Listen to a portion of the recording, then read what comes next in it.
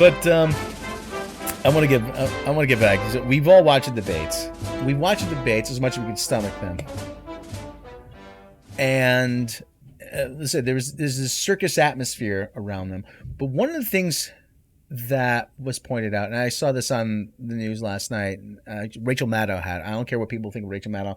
Personally, whatever. And she pointed out this 2 hours before the debate, the last debate this past Thursday, was it October 19th? Wednesday? Yeah, Wednesday the 19th. Donald Trump went live on Facebook under the hashtag of Trump TV. I don't think from the beginning he's had this desire to be president. Because if you have listened to all of his speeches, it's the same thing. The media is crooked. The media is rigged. The election's rigged. There's dishonest media. Everybody's out to get me. It's a conspiracy. And he goes on Facebook now with this hashtag Trump TV. I've been hearing rumblings of this, and the more I've been hearing this, the more I'm convinced his end game is not to be president. His end game is to start his own television network. It doesn't necessarily have to be on cable. Could be one of those things like you pay $9.99 a month for Hulu or whatever it is. Trump is going to just have his own thing on the WWE network. It would work. John Cena versus Trump Cena.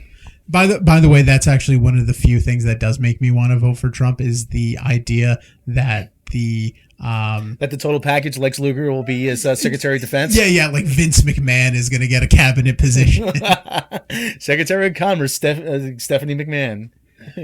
I just want to picture Vince over the big red button, just "You're fired," and then just slam. Oh man.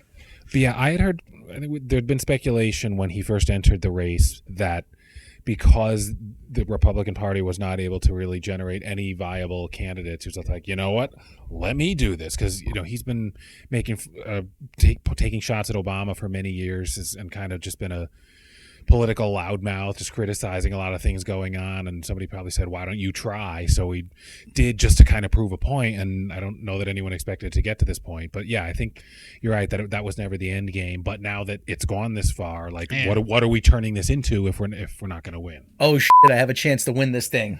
Yeah. I better start looking presidential. The thing I really hate about the debates, and I don't know if you want to veer here yet, I really wish they brought the third party candidates into it. Yeah. Actually, yeah. We were we were going to talk about the third party anyway. Sure. Yeah, but the third party, I would like to at least hear what they have to say. Yeah, absolutely. Especially like this is at least with Gary Johnson. I don't know exactly how Jill Stein is polling right now. I know she has a lot of support, but I don't think there's ever been so much support for a third party candidate. Well, Ross Perot was the closest. Yeah, Ross Perot was the closest. But what was that, 25 years ago? Yeah, it was 25 years ago. I mean, there hasn't been any interest at this level of a third-party candidate in that long. Like, you throw him up there. Let people listen to what, he has to say. I don't necessarily think a third-party candidate can win now, but I think if we at least hear what they have to say, we can incorporate some ideas. And sure, there are some ideas the Libertarian Party has that I can go along with. And, no more wars in the Middle East, decriminalizing marijuana. And the most libertarians, that's what they really want. They want pot. Yeah. Let's not mince words here. They want pot. I mean, I consider myself, I kind of hate to, because of, the image you get with extreme libertarians. Yeah. Like, I'm not trying to abolish driver's licenses or anything, but I would consider myself a libertarian. I find myself financially conservative, but at the same point, I don't want to murder gay people. So that's kind of the party I find myself associating with. Well, you said, like, never mind the extreme. Every group's going to have extremes. Yeah. And they tend to get more attention particularly for groups you don't know too much about, whether it be a country, a religious faction, a political party. If it's not something you know much about and you hear about what the extremists are doing, then it's like, oh, I shouldn't have anything to do with them. No. You don't know enough other than that tiny little thing, which is not an accurate representation of that body. But unfortunately, what's happened now is because now Trump, the extremes have gravitated toward him. It's given them license to come out of work. Hey, we finally found a guy who we can back. And now the extremist groups are going to be more prevalent now. There's always been extremes in this country. Yeah. But now they have, and with the internet now, there's easier ways for them to find each other too. So, which is the downside. But the other thing, let's get back to the third party though. Yeah, like I said, definitely. I like a lot of some libertarian ideas, but the private sector isn't going to pave the roads. Let's just be honest. Right. There's no profit motive in that. Yeah. Yeah, and we have to have somebody to say, hey, we have to have some standards. Hey, the water's got to be this clean, the food's got to be this pure, etc. But one of the bad things is though we are not currently set up for a third party to make a major run. And I think a lot of that, as much as people want to, bash Trump for this and say he's making excuses, it may not be in the way he's talking about, but the election system is absolutely rigged. Yeah, I'll admit it doesn't favor a third party. It absolutely does, because the way the Constitution's set up, you need 270 electoral votes. Yes. And if nobody gets that 270 votes, it goes to the House of Representatives. And the House of Representatives is controlled by the Republicans. Yeah. And they're going to vote for Donald. They're not going to vote for Gary Johnson. They're not going to vote for Jill Stein. You don't think they'd vote for Gary Johnson over Donald Trump? No. They're going to, because they have to walk in lockstep with their party leaders. Well, let's say, let's throw out a scenario here. Okay. So let's say Gary Johnson wins New Mexico and his home state where he was governor. Let's say he wins New Mexico, and let's say Trump outperforms, in some of the places. Now they're deadlocked. Both needed New Mexico to get to that 270, and the House of Representatives has to choose between Trump, Clinton, and Gary Johnson. Paul Ryan, you brought up earlier, has talked about how despicable Trump is. They're trying to disassociate himself with them. Gary Johnson was a Republican. Yeah. Like 10 years ago. I think they'd go Johnson. I can't see them pulling the trigger on a guy that they I don't even know. Like, I kind of agree. I don't have too much more to add on that, honestly. I think the third party, it's almost like an unthinkable thing, having been, two-party for so long. Like you said, there's been some dabblings, with Ross Perot. Ralph Nader even gained a little ground during one of the elections. And even Bernie, who is not like a traditional Democrat, kind of brought a lot of attention to a third mindset for, this year until he got outdone. Well, here's what I think would happen. Because Trump has been playing to the general election audience. He's been playing to the Republican base. And the base has been corrupted by the Tea Party and those being the Freedom Caucus people. You would have a lot of these representatives who would be scared absolutely of being challenged in a primary by somebody, by another guy who's just as extreme as them. Yeah. What? You didn't support Trump? I voted for Trump. You didn't support Trump? Okay. In the primary, because they remember. These people remember. They will get primaried. They may even get Koch brothers back money, supporting a primary challenger. Because we've seen that people who go against the Tea Party, they've been challenged in primary and they've lost. Mm-hmm. And you would have, because even now, the Republicans who have unendorsed Trump, they're being called traitors within the party. So we've gotten to a point where it's like Mussolini, you march or die.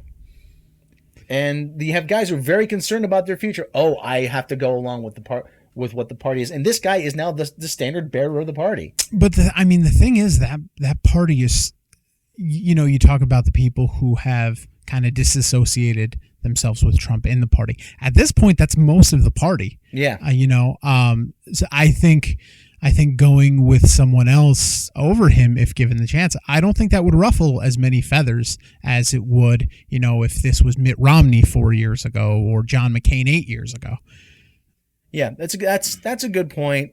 But at the same time, I still think you have people like Paul, like I said, Paul Ryan again. He is very worried about keeping his speakership. You have some people that have been in gerrymandered districts that have no chance of losing. Yeah. But there are others who might have that concern. But at the same time, but anyway, coming back to the third party, I would like to see more third parties. At some point, I would like to see this go to the straight popular vote.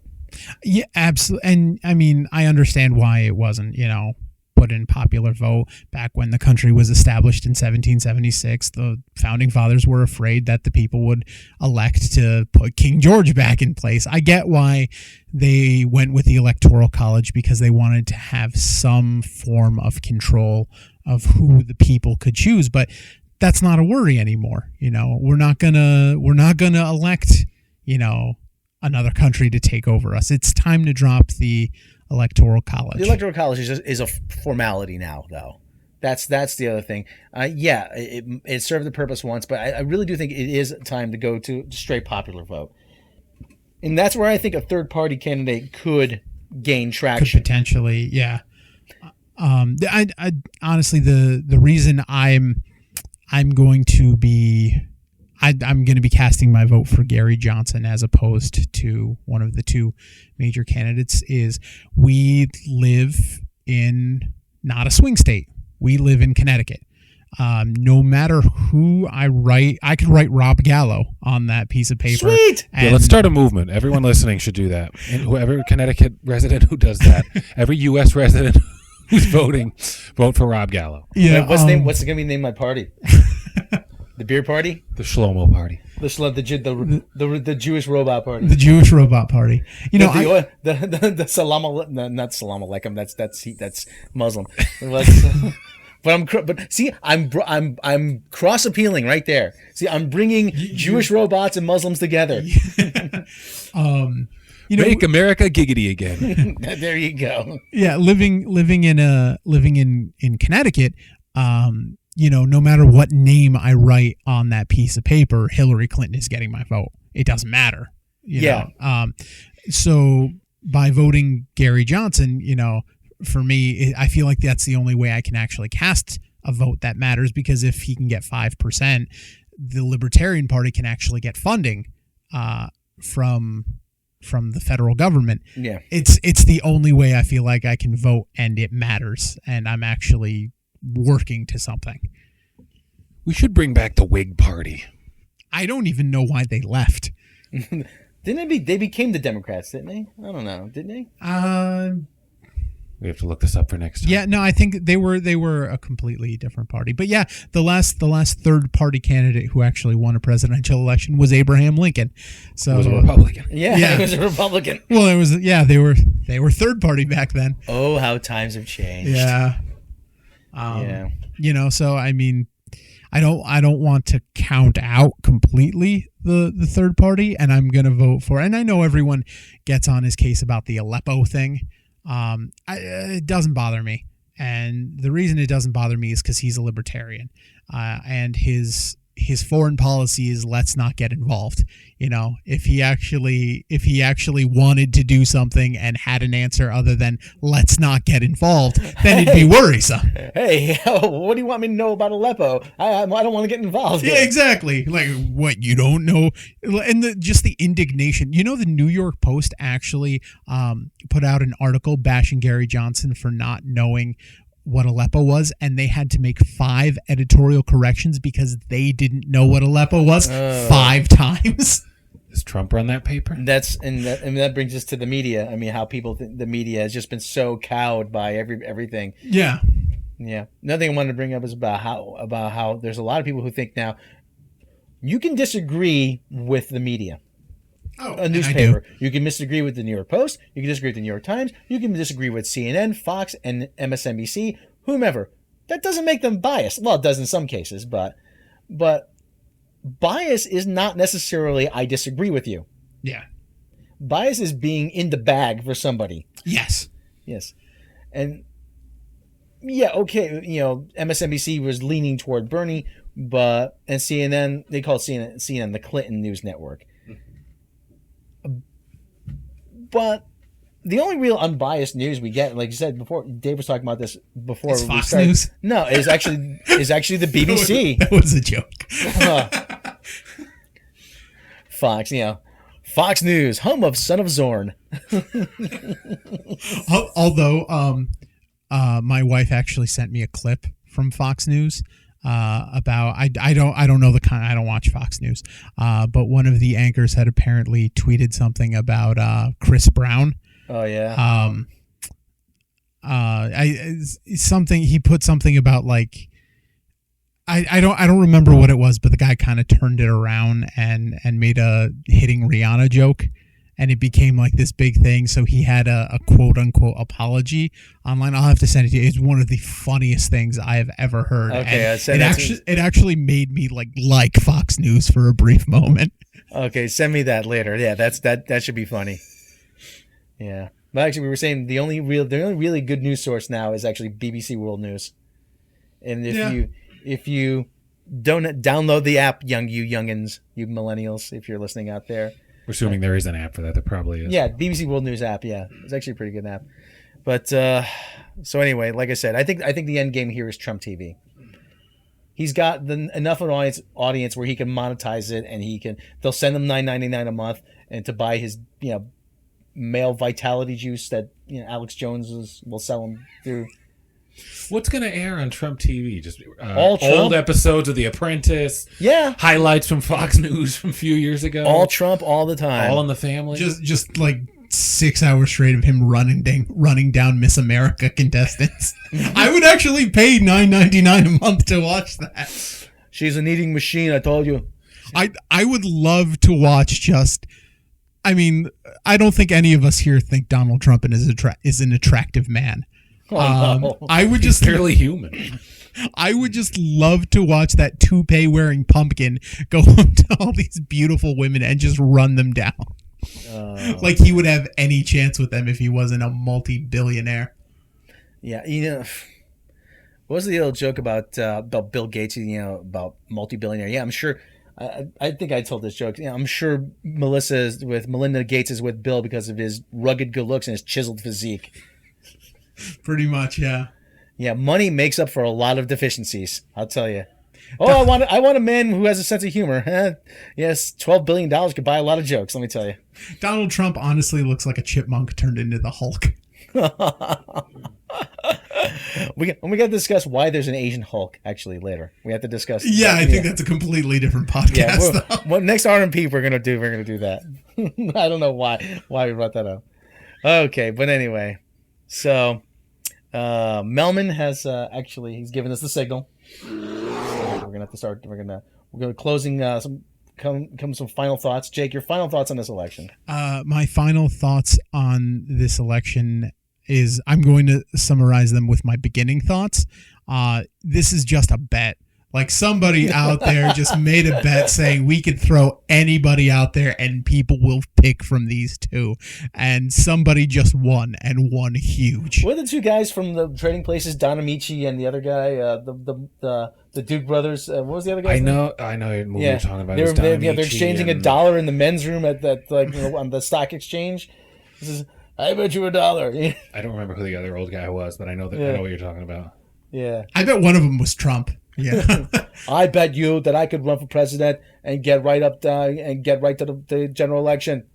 Yeah. Yeah. And my Trump sounds more like Bernie Sanders now. Bernie Trump. And someone refuted that, like, you know what? I'll take your bet, but you have to run against Hillary Clinton. And it's just, yeah.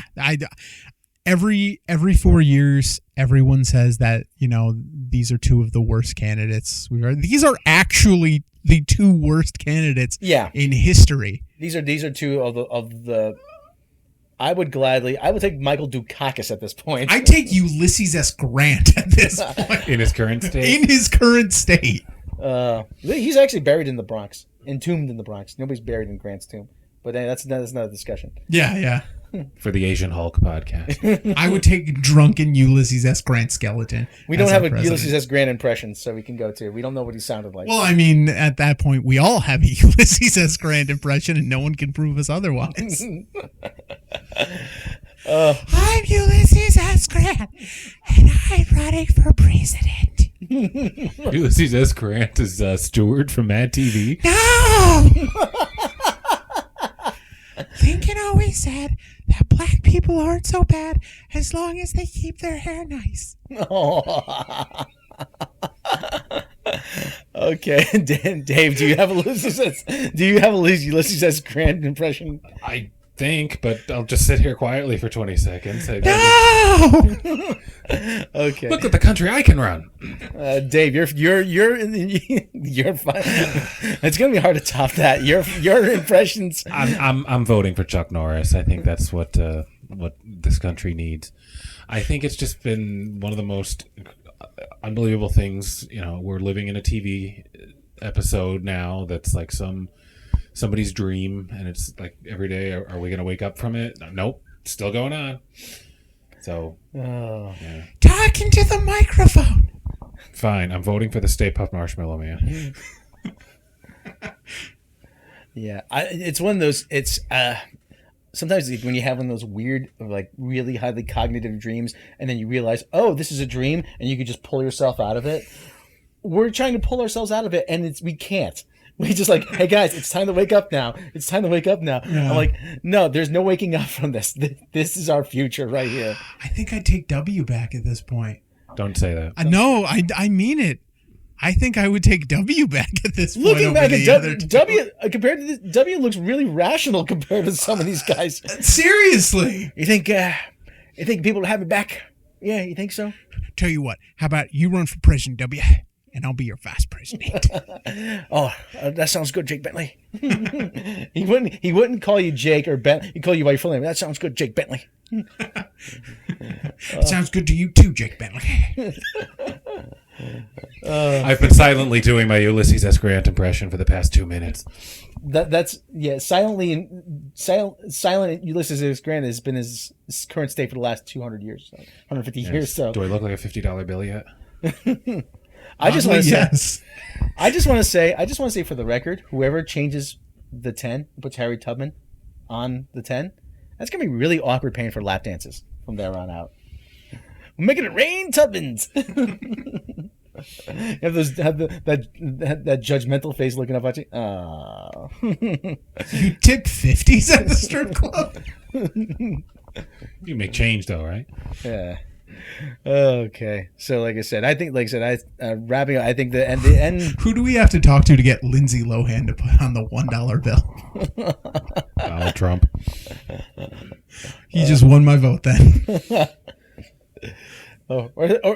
Actually, there's a law that no living person can appear on U.S. money. Is she really living though, in the true sense of the word? So anyway, barring that, we'd have to put Betty Page on the inner.